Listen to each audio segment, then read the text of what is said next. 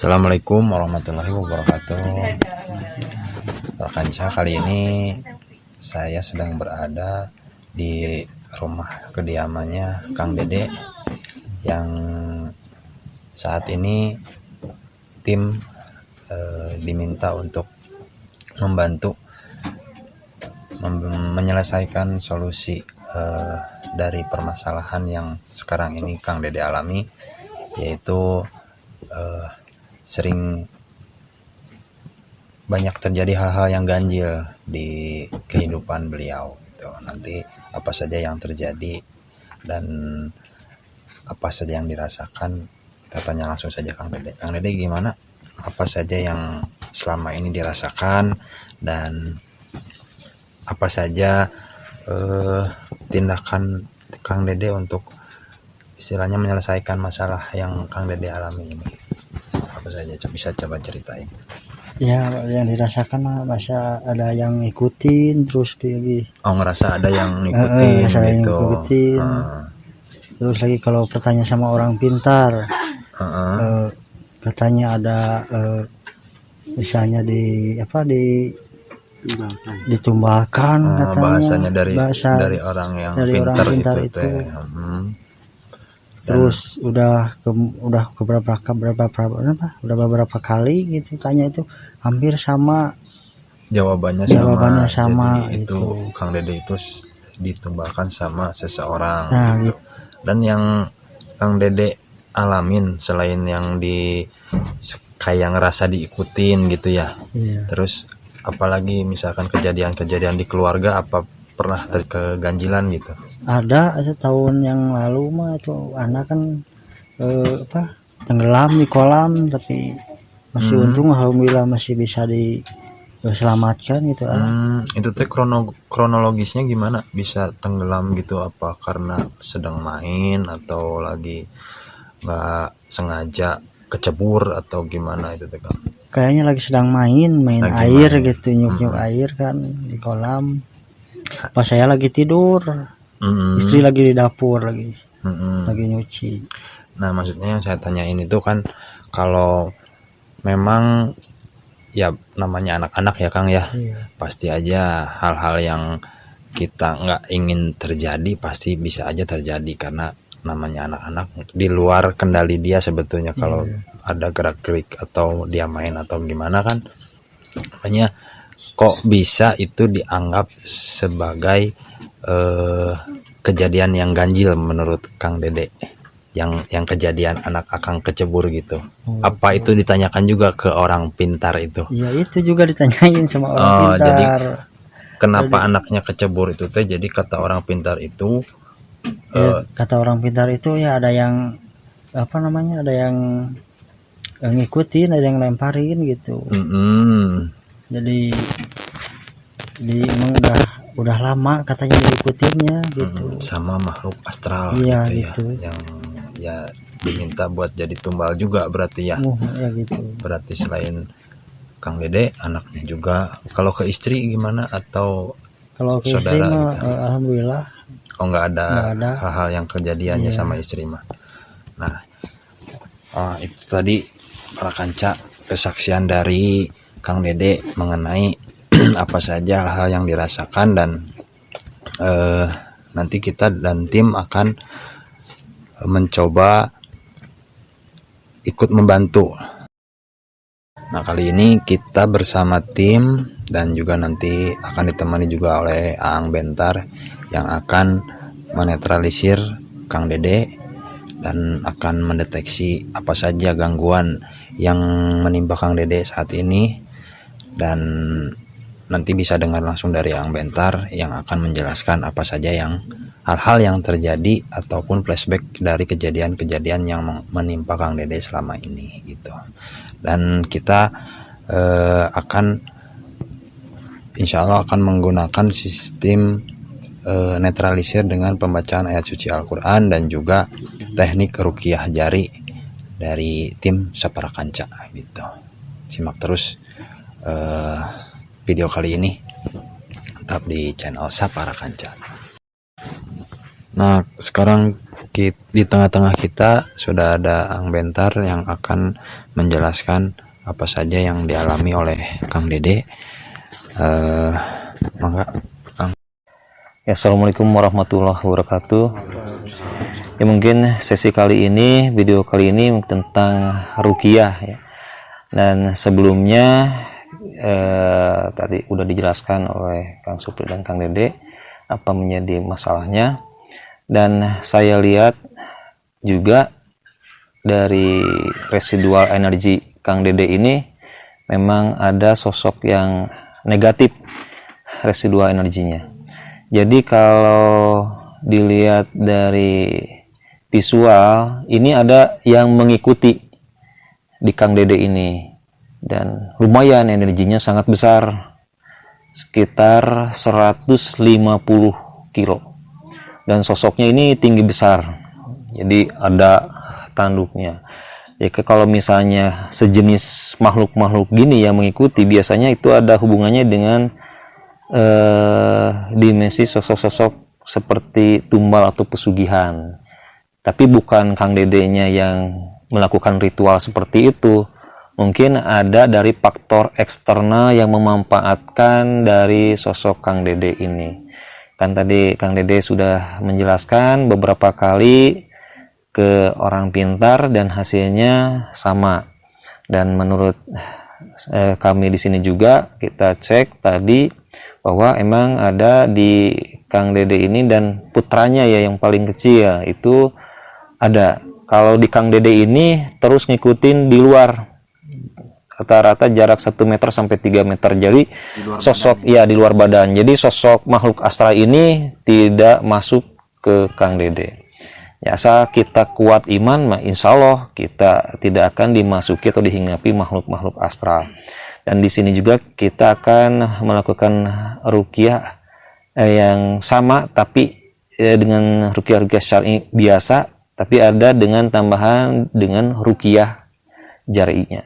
Jadi teknik ruqyah di sini dengan membaca Al-Qur'an, ayat-ayat suci Al-Qur'an, dan ruqyah jari', yaitu penggabungan dari energi hak atau tenaga dalam gitu.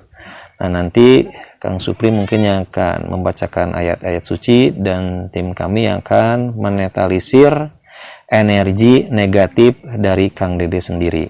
Dan nanti energi negatif ini mungkin akan dibalikan lagi ke yang punyanya gitu.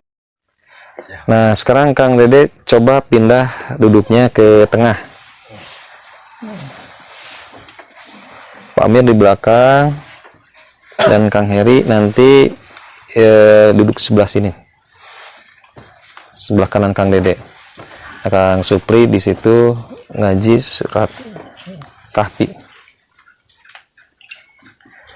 Nah, pemirsa, ini tim Saprakanca yang akan meruqyah Kang Dede. Kasihan sudah hampir beberapa tahun katanya belum ada yang bisa meruqyah. Nah, ini efek-efek dari ruqyah. Biasanya kalau dengan resolusi tinggi, OBS atau Portek atau ektoplasma akan kelihatan di piksel kamera. Tapi kalau ini kita akan dengan mulai pembacaan oleh surat Kahfi oleh Kang Supri. A'udzubillahi minasyaitonirrajim. Bismillahirrahmanirrahim. Alhamdulillahilladzi anzala ala abdihil kitaba wa lam yaj'al lahu 'iwaja qayyiman liyunzira ba'san shadidan min ladunhu wa yubashshiral mu'minina alladzina ya'maluna as-shalihat ya'maluna as-salihati anna lahum ajran hasana makithina fihi abada dengan teknik wa yunzira alladzina qalu ittakhadallahu walada ma lahum bihi. Nanti Kang Rijal langsung siap-siap kalau udah mulai keluar. Kaburat kalimatan langsung balikan pada punya yang punya. Afwahihim yaquluna illa kadiba. Ini energinya lumayan besar sekali. Fala'allaka bakhi'un nafsaka Ini masih ada di perut.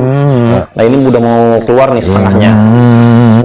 Ayyuhum ahsanu amala wa inna laja'iluna ma 'alaiha sa'idan juruja. Langsung Am hasibta anna ashabal kahfi warraqimi kanu imayaniya ajaba warraqimi kanu min ayatina ajaba إذ أوى الفتية إلى الكهف فقالوا ربنا آتنا من لدنك رحمة وهيئ لنا من أمرنا رشدا. Ini sosoknya sangat kuat sekali nih di فضربنا على آذانهم في الكهف سنين عددا ثم بعثناهم langsung tarik لما أيهم بين أحصى لما لبثوا أمدا نحن نقص عليك نبأهم بالحق innahum fityatun amanu bi rabbihim wazidnahum huda. Shadaqallahul azim.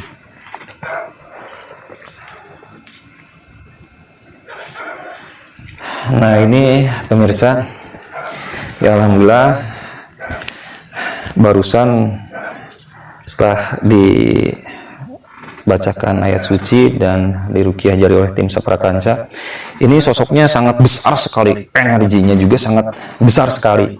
Nah ini barusan oleh tim kami langsung dibalikan lagi pada empunya yang punyanya gitu. Jadi yang tadi itu dari sosok seperti buta ijo. Jadi biasanya identik dengan sosok-sosok tumbal pesugihan. Sampai kan kemarin putranya juga terkena musibah.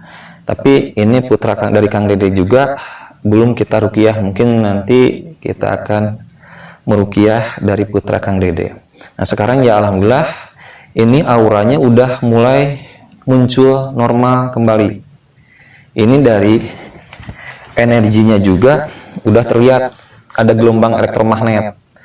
Kalau orang yang ada sosok dimensi-dimensi astral dari energi-energi non medis biasanya stuck, tidak akan keluar dari formasi energi elektromagnetnya. Nah sekarang ini alhamdulillah udah ternetralisir, jadi auranya bisa muncul kembali. Ini diminum dulu. Bismillah. Nah mungkin itu Kang Supri teknik ruqyah dari tim Saprakanca. Jadi hanya sebentar saja. Yang penting dari kekompakan tim kita insya Allah bisa menggabungkan beberapa energi. Nah ini Kang Dede mau tanya sedikit, apa aja yang dirasakan sebelum diruqyah dan setelah diruqyah kali ini? Jadi sebelum diruqyah, hati sakit, terus udah meriang gitu. Ada perasaan cemas, was-was, gelisah, cemas, gelisah, takut ada. Badan agak panas atau gimana, ada nggak? Ada tadi. Nah sekarang udah agak ngangetan, udah enak gitu. Ya, tenang. Tenang. Tadi mah cemas. Di ulu hati terasa. Iya, tadi dulu hati terasa ini sakit gitu. Udah 3 hari mah sakit terus. Ya itu paling Kang, apa aja paling kira-kira pesan buat Kang Dede atau buat kita semua?